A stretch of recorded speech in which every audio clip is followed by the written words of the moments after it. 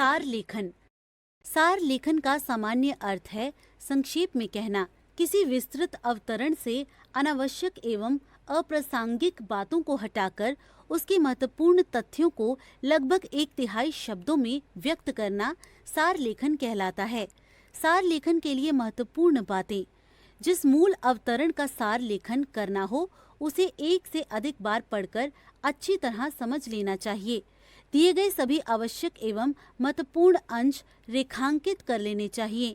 सार लेखन सदैव अन्य पुरुष में लिखा जाना चाहिए, अर्थात प्रत्यक्ष उक्ति को हिंदी की प्रकृति के अनुकूल परोक्ष उक्ति में बदल लेना चाहिए।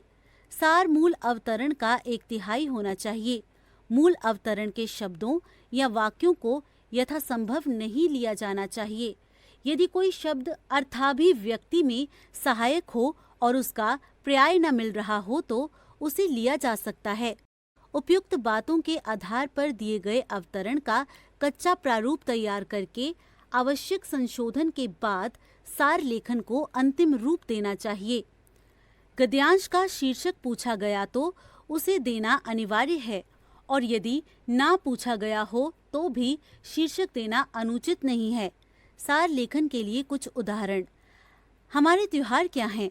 अनादिकाल से अनंत काल तक प्रवाहमान जीवन यात्रा के बीच मिलने वाले छायादार वृक्ष। इस अनंत पथ का यात्री मानव समाज अपने एक से जीवन और एक से श्रम से थककर इन त्योहारों के नीचे पड़ाव डालता आया है।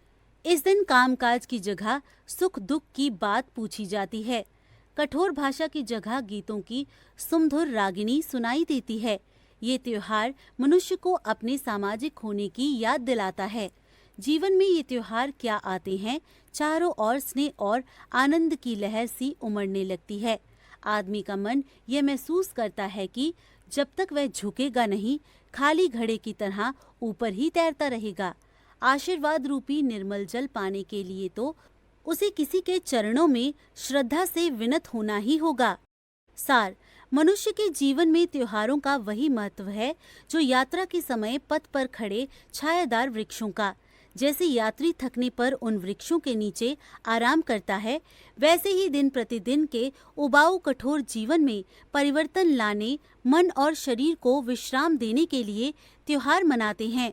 त्योहार के दिन वह मनोरंजन के साथ सामाजिक दायित्व को निभाते हुए देवी देवताओं के प्रति अपना विनीत भाव प्रदर्शित करता है। शीर्षक। त्योहारों का महत्व या त्योहारों की सीख। कहते हैं, स्वास्थ्य ही धन है। प्रतिस्पर्धा के इस दौर में मनचाही सफलता पाने के लिए स्वस्थ तन और स्वस्थ मन जरूरी है।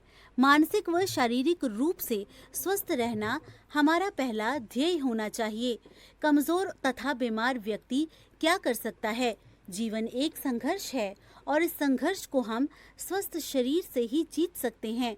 स्वस्थ शरीर में काम करने की क्षमता तथा जोश होता है। कहते भी हैं, एक तंदुरुस्ती हजार निमायत। हमारा शरीर एक इंजन की तरह कार्य करता है, इसलिए इसकी देखभाल के लिए सजग रहना जरूरी है। समय समय पर शरीर के कुछ परीक्षण भी करवाते रहें। कभी भी लापरवाही न करें।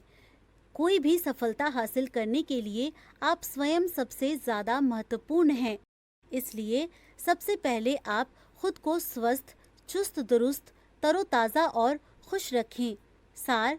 स्वास्थ्य ही धन है, अतः तन और मन स्वस्थ रखना जरूरी है। हमारा शरीर इंजन की तरह कार्य करता है, अतः शरीर के प्रति लापरवाही न करें।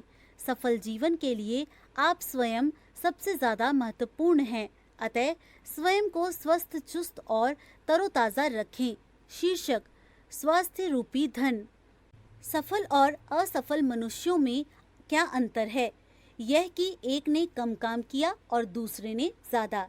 क्या यही दोनों के परिश्रम के विभिन्न परिणामों का कारण है? नहीं, बात कुछ और ही है। सफल व्यक्ति ने अपना काम बुद्धिमत्ता से किया, एकाग्रता से किया, उसने अपना दिमाग लगाया। असफल व्यक्ति ने बोझा ढोया। ऐसे लोग काम तो बहुत करते हैं, लेकिन वे अपनी बुद्धि का उपयोग नहीं करते। उनके श्रम और उनके फल को देखकर दया आती है। वे परिस्थितियों को पकड़े रहते हैं। वे यह नहीं जानते कि अवसर से किस तरह लाभ उठाना चाहिए। उनमें वह योग्यता नहीं होती जिससे वे असफलता को सफलता में बदल लें। सार: जो लोग अपनी बुद्धि का उपयोग नहीं करते और लग्न से काम नहीं करते, वे असफल हो जाते हैं और उनका श्रम बेकार चला जाता है। ऐसे लोग मात्र परिस्थितियों के दास होते हैं, वे अवसर से लाभ उठाना नहीं जानते। शीर्षक: सफलता का मंत्र।